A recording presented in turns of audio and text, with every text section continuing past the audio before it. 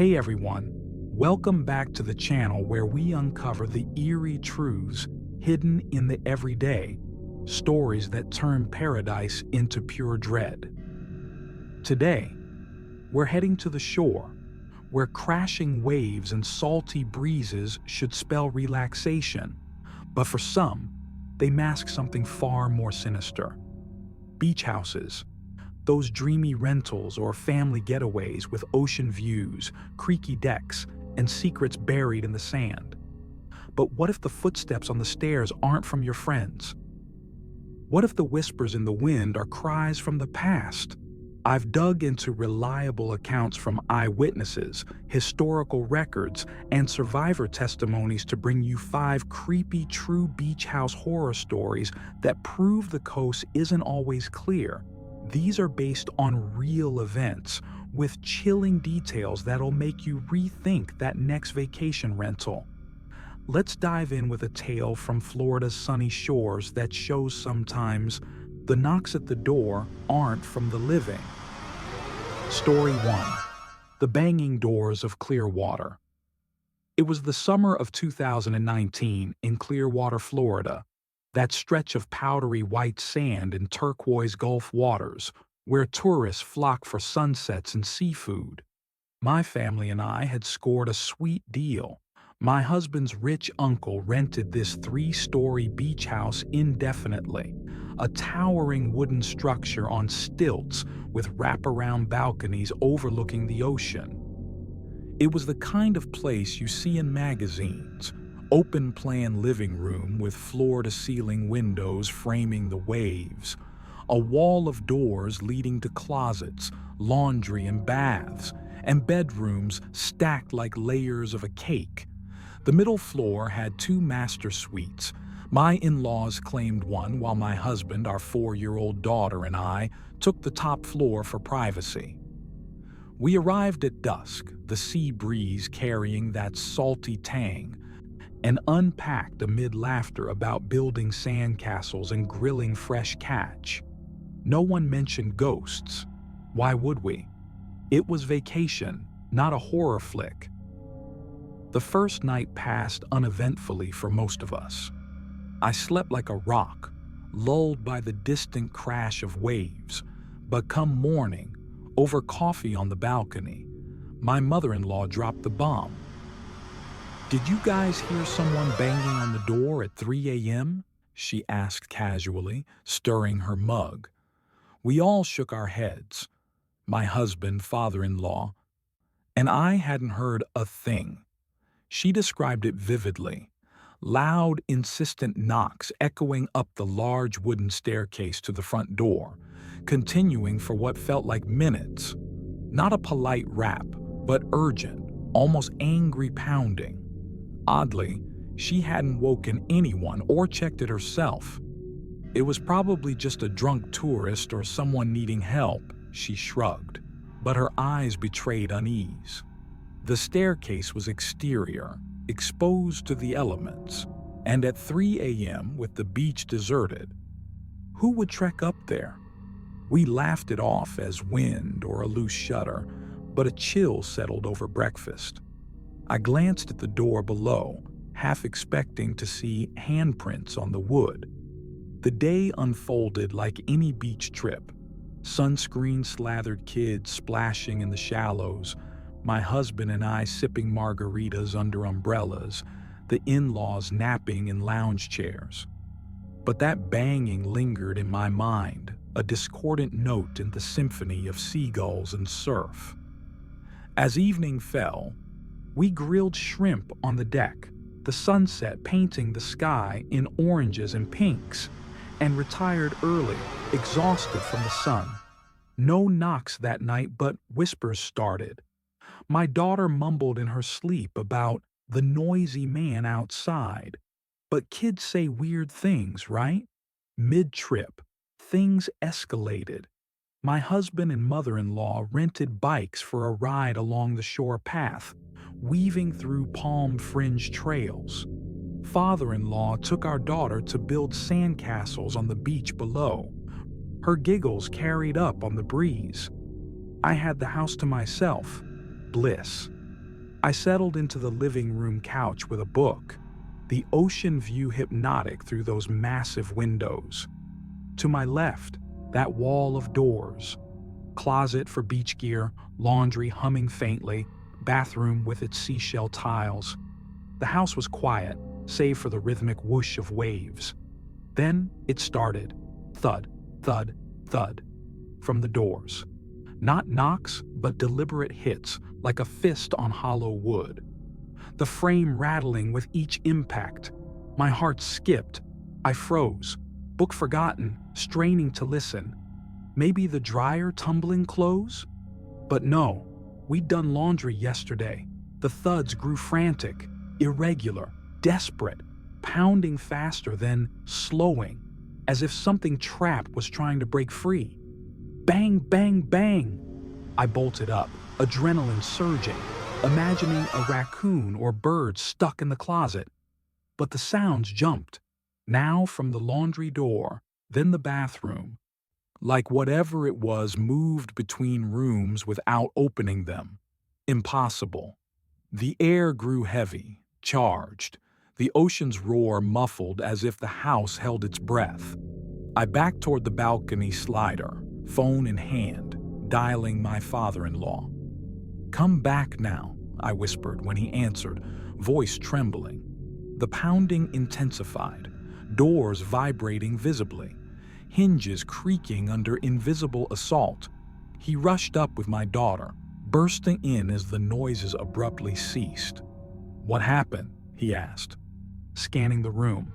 I pointed shakily at the doors. He checked each. Closet empty, save for towels and boogie boards. Laundry with folded clothes, machine silent, bathroom pristine, no drips or drafts. Nothing. No animals, no loose pipes, no explanation. "Must be the house settling," he said, but his face paled. We didn't speak of it again that day, but I refused to be alone inside. The rest of the trip? Smooth on the surface, more beach days, ice cream runs, but tension simmered. No more bangs, but shadows seemed longer, waves whispering warnings.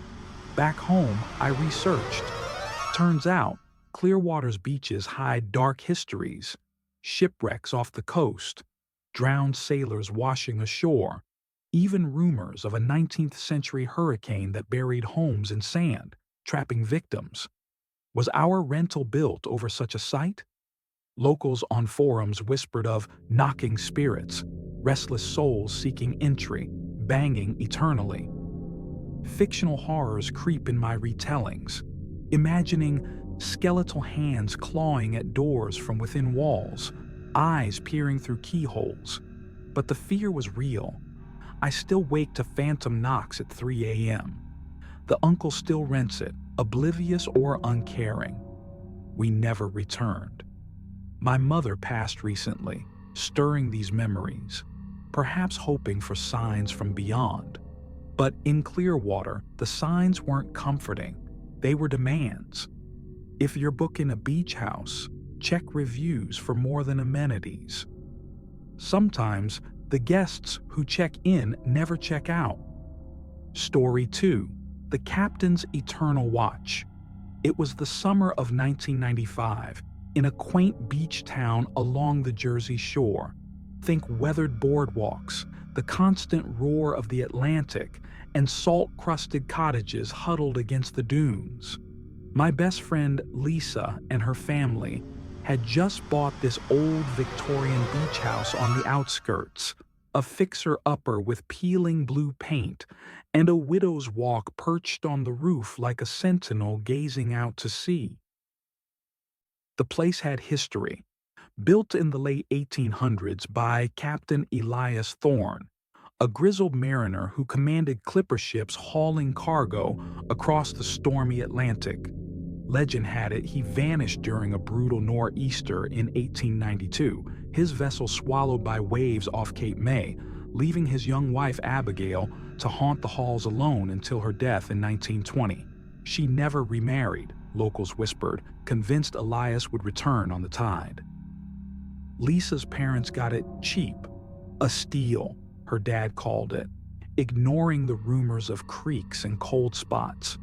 We were teens, excited for bonfires and beach days, not knowing the house held onto its past like barnacles on a hull. The move-in was chaotic, boxes stacked in the foyer, the scent of mildew mixing with ocean brine wafting through open windows. The layout was quirky. Every door had heavy brass locks, as if Abigail feared intruders from the sea. Upstairs, Lisa's bedroom had a walk-in closet with a hidden door leading to the sunroom, an escape route that locked from the inside only. "Weird, right?" Lisa said, showing me. She'd sketched the house in her notebook. Turreted roof like a crown, waves crashing below, but in her drawings shadowy figures lurked in the windows, eyes hollow as portholes. I laughed it off, artistic flair, but a chill prickled my skin despite the humid air. The first incident hit Lisa's mom like a rogue wave. She'd popped out for groceries, returning to an empty house mid-afternoon. As she unpacked in the kitchen, a man's heavy footsteps thudded in the pantry, deliberate, like boots on wooden planks. "Hello?" she called, heart racing. Silence. She swung open the door, shelves of canned goods, no one there. But the air was icy, breath fogging despite the summer swelter.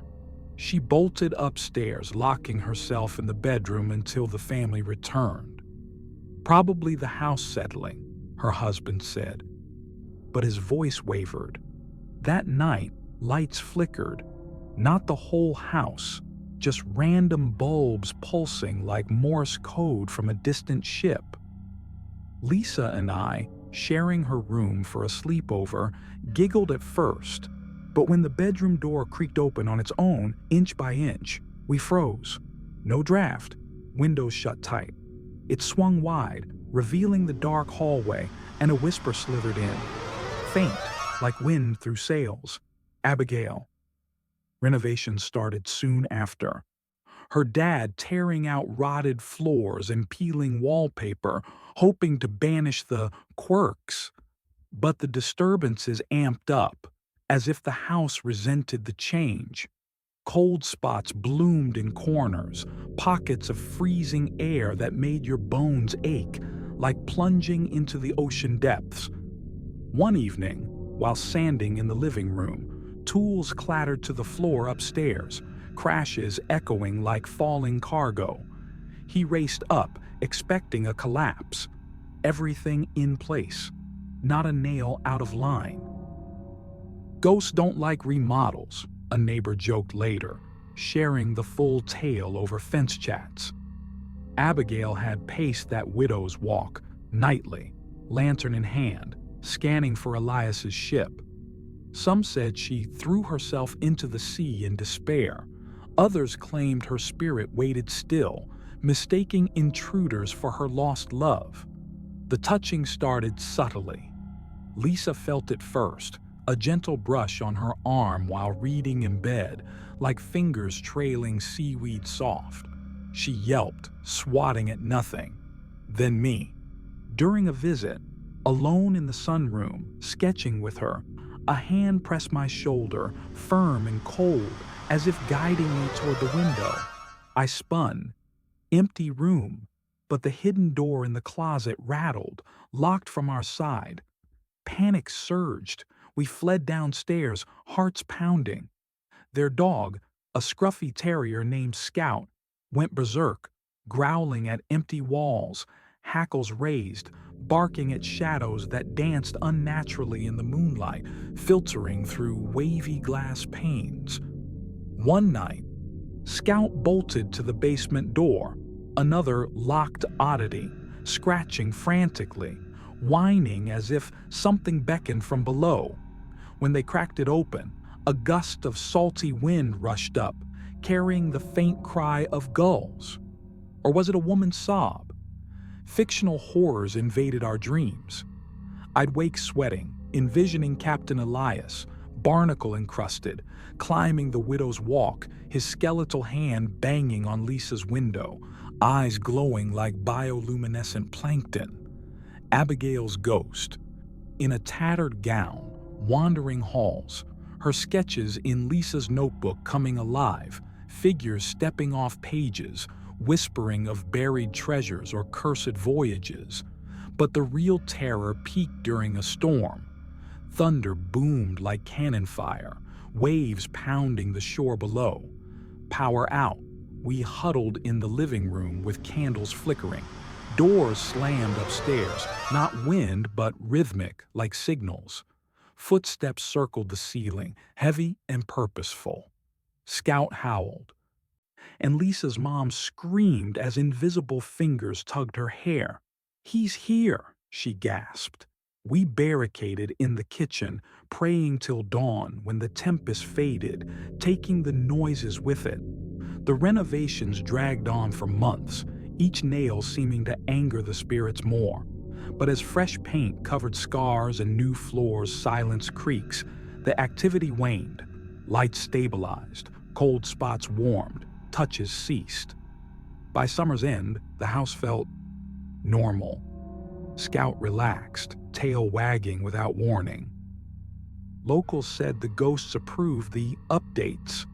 Or perhaps Abigail finally accepted Elias wasn't returning. Lisa's family stayed, turning it into a cozy home. But even 20 years later, 12,000 miles away in my own life, I dream of that beach house, doors creaking in the night, a captain's whisper on the wind. Where's my Abigail? The sketches Lisa drew? She burned them. But I swear in photos of the renovated place, shadows linger in corners, watching. This tale, drawn from survivor accounts on forums like BuzzFeed community posts, shows how history clings to coastal homes like fog. If you're restoring an old beach property, listen to the walls. Sometimes the past isn't ready to let go. Story 3. The Sand-Filled Secrets. It was the fall of 2012 in Outer Banks, North Carolina, that narrow strip of barrier islands where wild horses roam the beaches and the Atlantic pounds relentlessly against weathered shores. My extended family had rented a massive beach house in Corolla for a reunion. A 5-bedroom behemoth on stilts, with creaky wooden decks overlooking dunes dotted with sea oats swaying like sentinels. The house was old, built in the 1970s after a hurricane wiped out the previous structures, and it had that musty charm: knotty pine walls, nautical decor with faded lighthouse prints, and a basement-level storage room half buried in sand from years of storms. We arrived under gray skies, the wind whipping salt spray, excited for crab boils and ghost stories around the fire pit. Little did we know, the real ghosts were buried closer than we imagined, and the sand held horrors that would unearth themselves in the dead of night. The group was lively: my parents, aunts, uncles, cousins, about 15 of us, kids included. I shared a room on the top floor with my cousin Emily, both in our early 20s, sketching the views from the window. Endless ocean, but in her drawings, the waves curled into skeletal hands reaching for the house. "Creepy vibe," she joked, but I felt it too. The isolation, miles from town, with only the lighthouse beam sweeping the darkness like a watchful eye. The first day was idyllic, beach combing for shells, building sandcastles that the tide claimed greedily. But as dusk fell, the house groaned under the wind, boards creaking like old bones.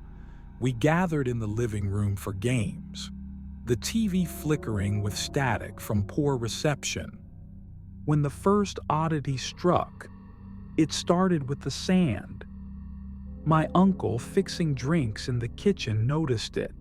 Fine grains spilling from the cabinets, pooling on the counter like an hourglass running out. "Must be from our shoes," he said, sweeping it up. But more appeared, in drawers, on plates, even inside sealed Tupperware. We laughed it off as beach life, but by dinner it escalated.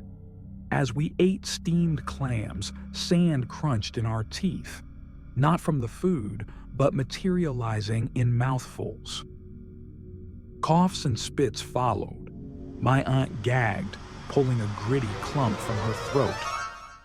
"What the hell?" my dad muttered, rinsing glasses that refilled with sand the moment we looked away.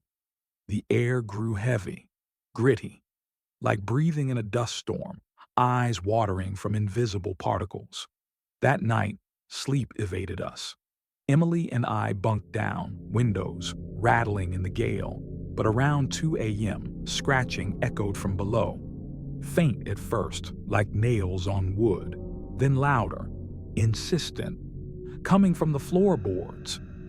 "Mice," Emily whispered, but it sounded deliberate, rhythmic, like Morse code from beneath.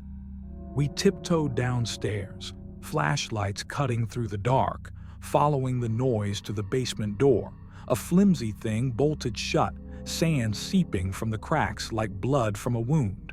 The scratching intensified as we approached, now accompanied by muffled thumps as if something burrowed upward. My heart hammered.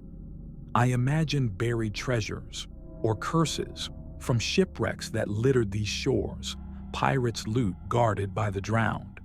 Uncle Mike, the brave one, unbolted the door despite our protests. A whoosh of cold, damp air rushed out, carrying the stench of decay, rotting seaweed and something metallic, like old blood. The basement was a low-ceilinged crawl space, half flooded from high tides, filled with junk, rusted bikes, mildewed boxes, and piles of sand encroaching like living dunes. Flashlights revealed the source, the far wall where sand shifted unnaturally, small avalanches tumbling as if pushed from behind. Then a handprint formed, not ours, pressing outward from the sandy wall, fingers splayed in desperation. We gasped. Emily dropped her light, plunging us into shadows. The scratching resumed, now all around, walls vibrating as if the house itself clawed to escape. Panic set in. We slammed the door, barricading it with furniture. But sand poured through keyholes. Vents, even electrical outlets upstairs. Lights dimmed, bulbs popping one by one, plunging rooms into gloom. Whispers slithered through the grains, faint voices, garbled by the wind. "Buried, help, storm." My little cousin screamed from her room. Sand had filled her bed, shaping a hollow where a body might lie, imprints of limbs clear as day. We huddled in the living room, phones dead from the storm, no signal to call for help. Fictional terrors flooded my mind. Sketches Emily drew coming alive. Skeletal figures rising from dunes, eyes hollow as conch shells, whispering of the 1972 hurricane that buried homes here, trapping families in sand tombs. Dawn brought uneasy calm. The sand stopped flowing, whispers faded, but we packed frantically, fleeing to a hotel inland. Later, research uncovered the truth. The house stood on a site where a 19th century shipwreck washed ashore during a gale.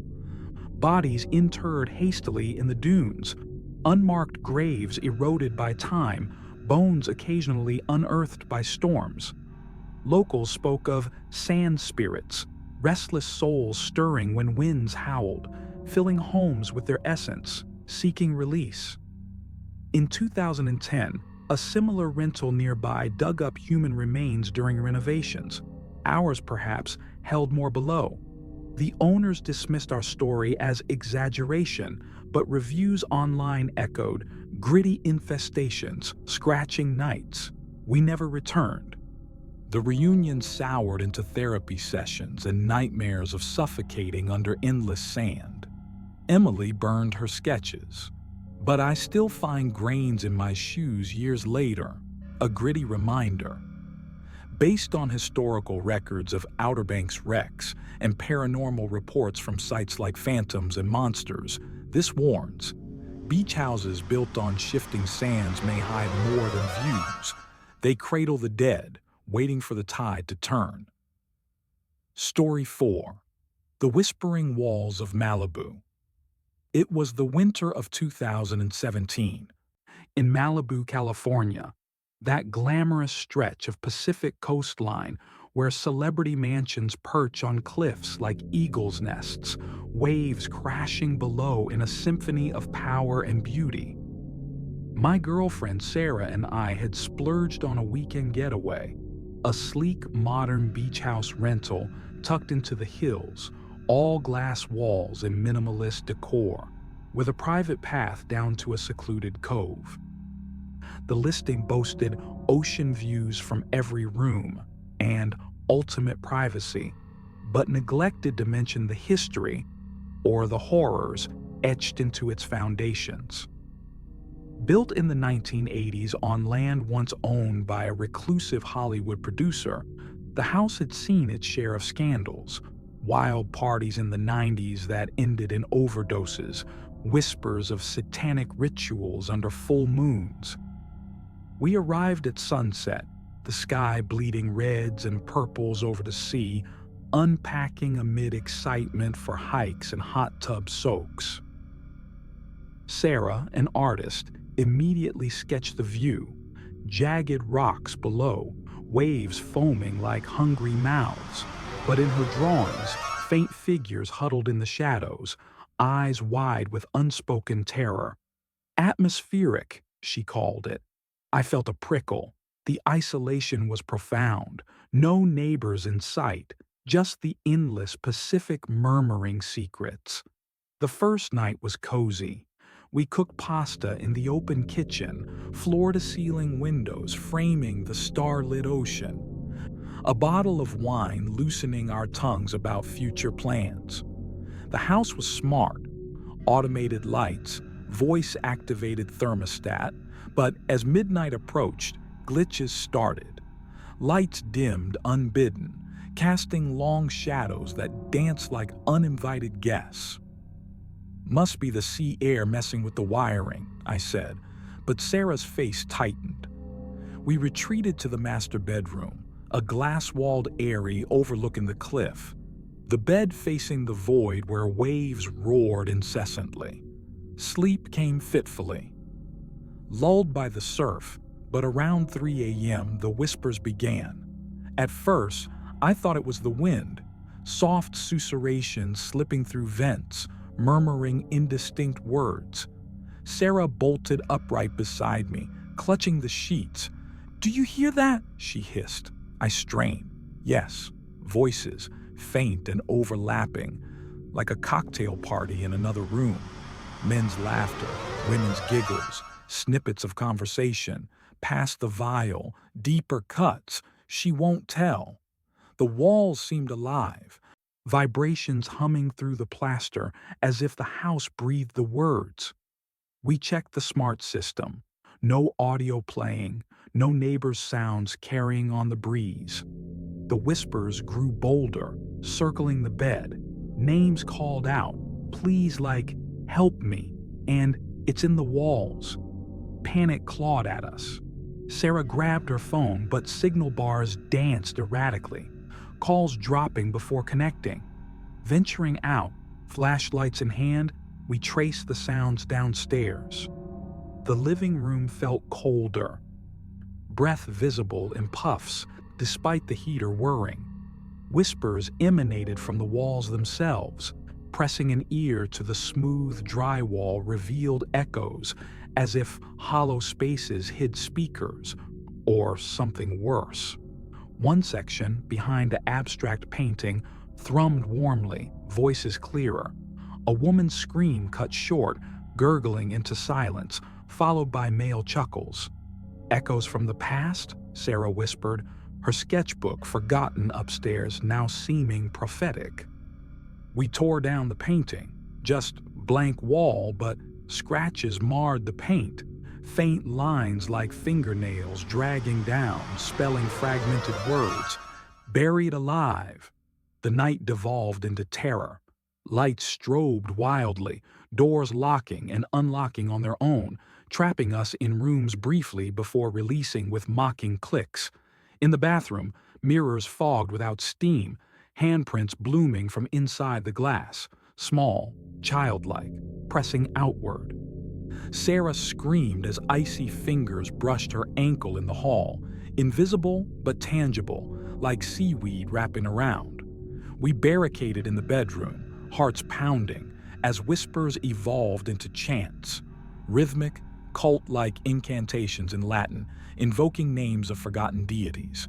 Fictional horrors invaded my mind, imagining the producers' parties, starlets lured to the cove below, sacrificed on altars of rock, their essences seeping into the house's bones. Sarah's drawings animated, figures peeling from pages, slithering through vents to whisper eternal torments. Dawn brought reprieve, whispers faded with the light, systems stabilizing as if nothing happened. We fled at checkout, babbling to the rental agent about hauntings. She paled, admitting off-record.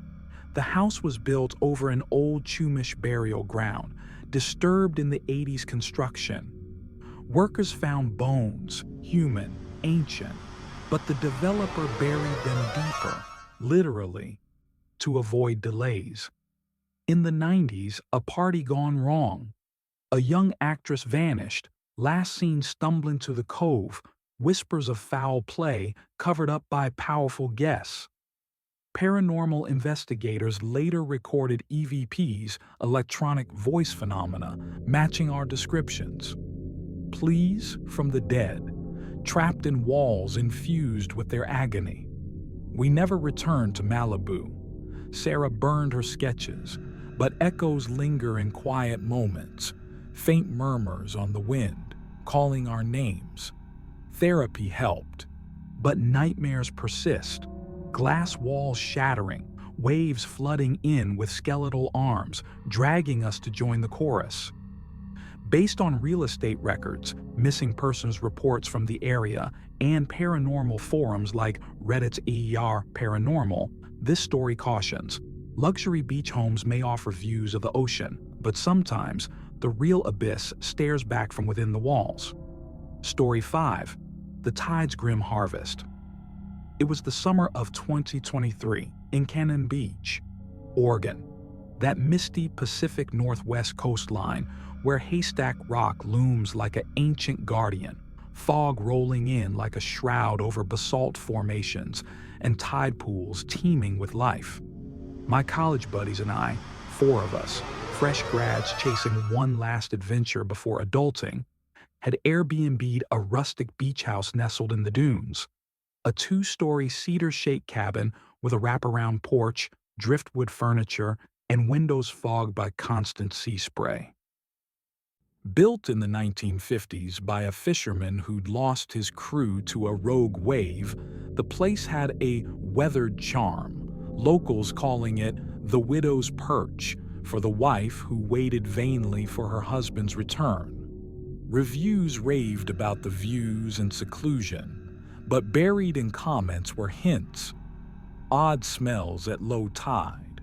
Don't walk the beach at night. We laughed them off, unpacking coolers of beer and sketching bonfire plans on the sandy deck. My friend Alex, the artist of the group, doodled the rock formations, monolithic shapes morphing into twisted faces, waves lapping like tongues hungry for flesh. Eerie inspiration, he said. I felt the first unease then, the isolation, with the nearest town miles away, and the tide's roar a constant, ominous heartbeat. The first day was pure bliss, hiking Ecola State Park trails, scavenging for agates in the surf, grilling salmon as the sun dipped behind the rock, painting the sky in bruised purples. But as night fell, the fog thickened, swallowing the world outside our windows, turning the porch lights into hazy beacons. We crashed early, buzzed from IPAs in the upstairs bedrooms, me and Alex sharing one with bunk beds, the others across the hall. Around midnight, the smells started, faint at first, like low-tide rot, decaying kelp and fish guts seeping through the vents. "Tide's out," I muttered, cracking a window, but the odor intensified, cloying and wrong like something long dead unearthed. Alex wrinkled his nose, his sketches on the nightstand seeming to writhe in the dim light. Faces in the rocks now screaming silently. Sleep fragmented into nightmares, but the real horror began at dawn, waking to muffled thumps from below like wet slaps on wood. I patted downstairs, the floorboards cold and gritty underfoot. The living room was empty, but the front door stood ajar, fog curling in like fingers. Outside, on the porch, lay the first gift, a starfish, massive and mottled, splayed as if crawling toward the door, its arms twisted unnaturally. Beach debris, I thought, tossing it into the dunes, but unease gnawed. Breakfast brought more. As we ate oatmeal, a crab scuttled across the kitchen floor, alive, pincers snapping, from nowhere. We shooed it out, joking about seafood delivery. But by afternoon, the invasions escalated. Tide pools we explored yielded horrors, anemones pulsing in shallow water, but one detached, wriggling up my leg like it sought warmth.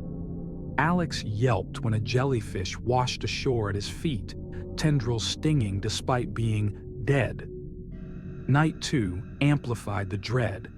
Gathered around the fire pit, roasting marshmallows, we heard splashes, not waves, but deliberate like bodies hitting water from the cliffs above. Flashlights pierced the fog. Nothing. But the beam caught glints in the surf. Eyes?